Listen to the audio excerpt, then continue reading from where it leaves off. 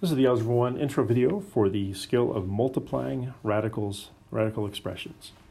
All right, so when you are multiplying square roots, such as the square root of a times the square root of b, this can be simplified to be written as the square root of a times b.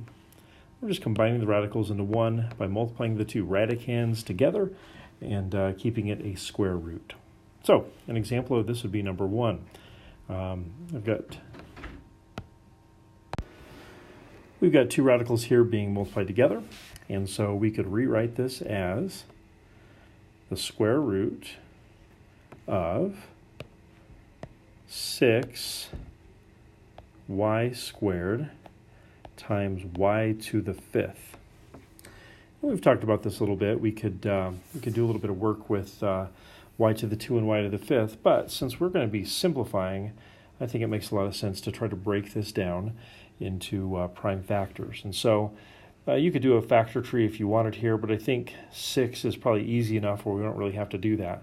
So 6 is just 2 times 3. Y squared is y times y. And y to the 5th, of course, is y times itself 5 times. So 1, 2, 3, 4, 5 times there. Make that radical just a little bit longer. Okay, so now to simplify this, we're looking for pairs of like factors. There is nothing to pair with the 2, and there is nothing to pair with the 3, but there is a pair of y's, and there's another pair of y's, and there's a third pair of y's.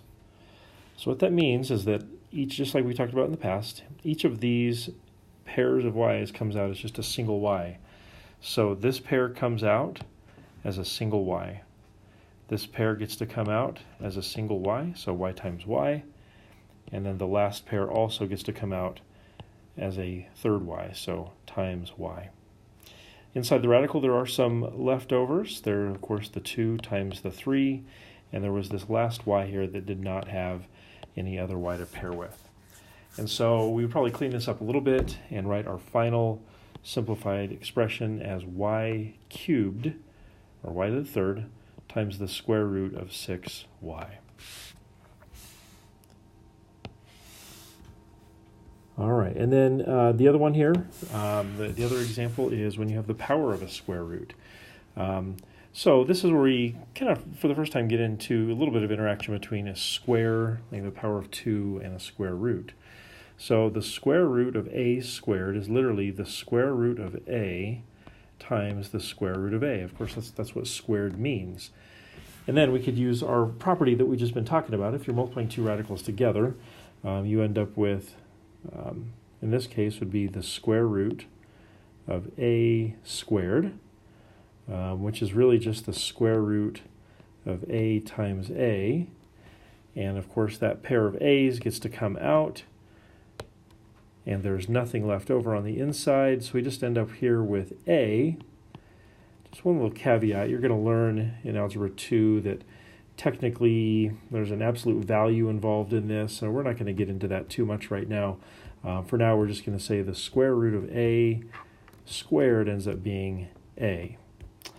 Okay, so let's take a look at number 2. We've got 4 root 5 squared.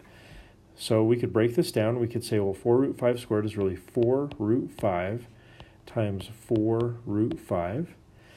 Now I'm going to multiply here. So the two 4's can multiply together. Neither of those is a radical. So 4 times 4 is 16. But of course, the two 5's are both square root of 5. They're both radicals. And so I would write this as the square root of 5 times 5. Or you could, of course, write it as the square root of 16 times the square root of 25. Right, so hopefully we'd notice that the square root of 25 is a perfect square, or it really is just a pair of 5's.